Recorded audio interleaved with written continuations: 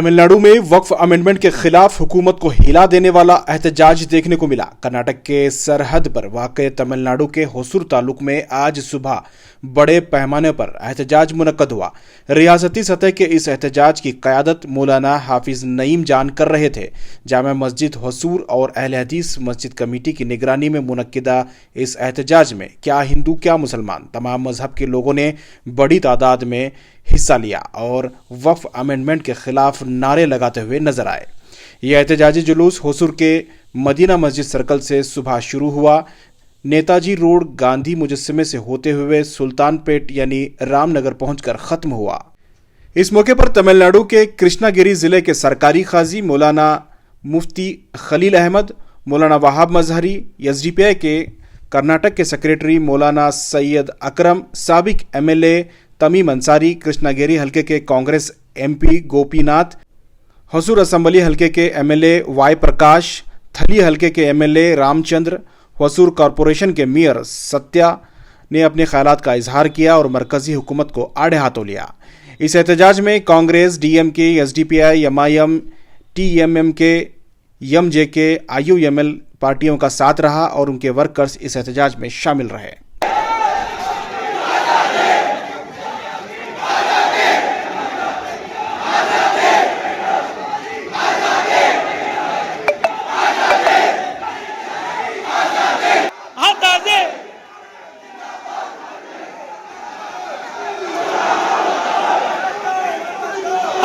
इस्लाम की खातिर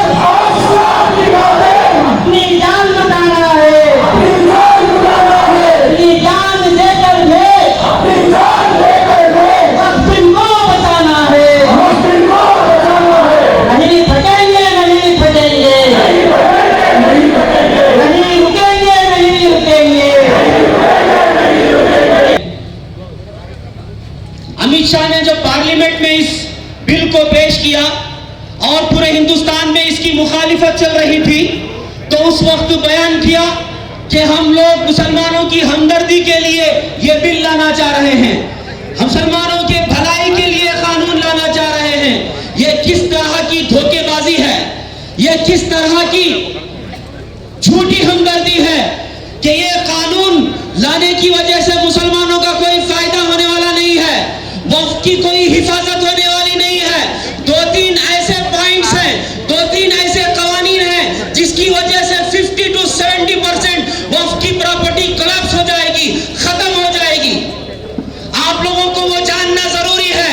और ये वक्फ का कानून क्यों लाया गया, इसके पीछे बीजेपी का क्या मकसद है, इसको गहराई से समझना और जानना और इसकी मुखालिफत करना जरूरी है।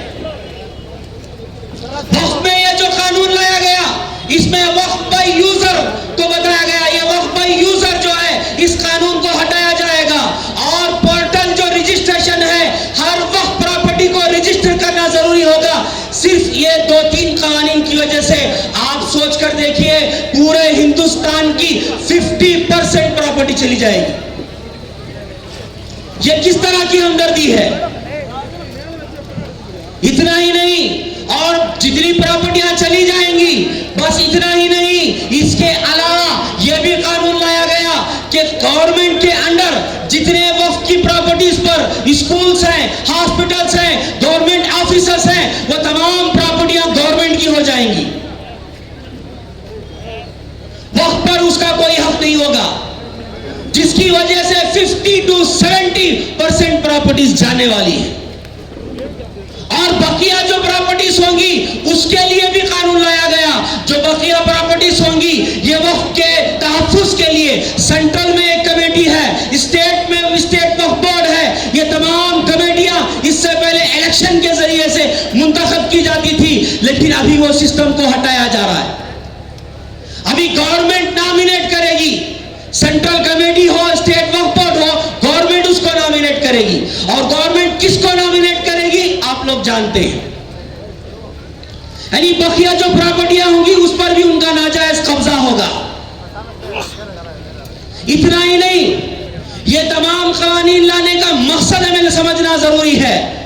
क्यों क्यों चाहते हैं इस तरह के कानून लाना? ये जो 50% 70% प्रॉपर्टीज जाने वाली हैं, इसमें सिर्फ कॉम्प्लेक्स, हॉस्पिटल, स्कूल नहीं है, हमारी मस्जिदें हैं, हमारी दरगाहें हैं, हमारी खानखाएं हैं। ये अगर प्रॉपर्टीज चली जाएंगी तो हिंदुस्तान के मुसलमान क्या करेंगे? रास्तों पर आएंगे, एहतिजाज करेंगे, फसादात होंगे। इसके जरिए से ये लोग हिंदुस्तान में कत्ले आम करना चाहते हैं। लेकिन आज यहां पर हुजूर के इत्तेहाद ने यह साबित कर दिया कि इस फैशिज्म की नाकाम साजिशों को हम लोग कामयाब होने नहीं देंगे। ये एक दिन का एहतिजाज काफी नहीं है। आइंदा दिनों में हमें एनआरसी सीए जैसे हर गली गली में शाहीन बाग बनाना है। सिर्फ इतना ही नहीं, शिवसेना के स्टेट सेक्रेटरी ने अभी एक स्टेटमेंट दिया कि अगर मुसलमान शाहीन बाग सजाएंगे तो हम लोग जलियांवाला बाग सजाएंगे। हम लोग इसके लिए भी तैयार हैं।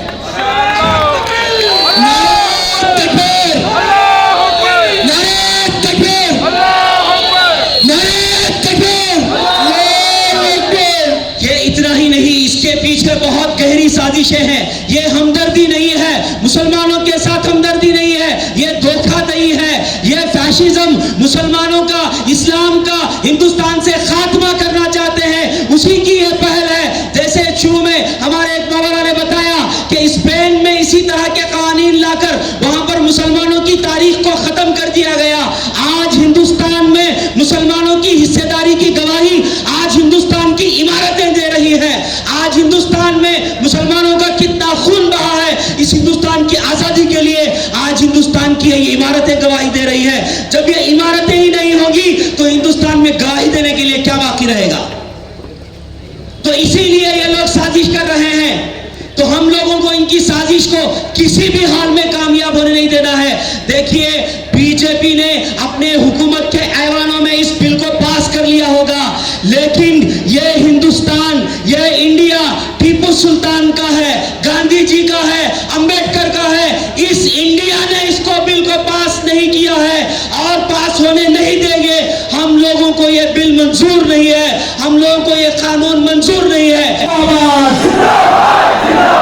जिंदाबाद जिंदाबाद जिंदाबाद, इस्लाम जिंदाबाद, जिंदाबाद जिंदाबाद, हिंदुस्तान जिंदाबाद, रद्द करो रद्द करो, वक्फ बिल को रद्द करो, वापस लो वापस लो,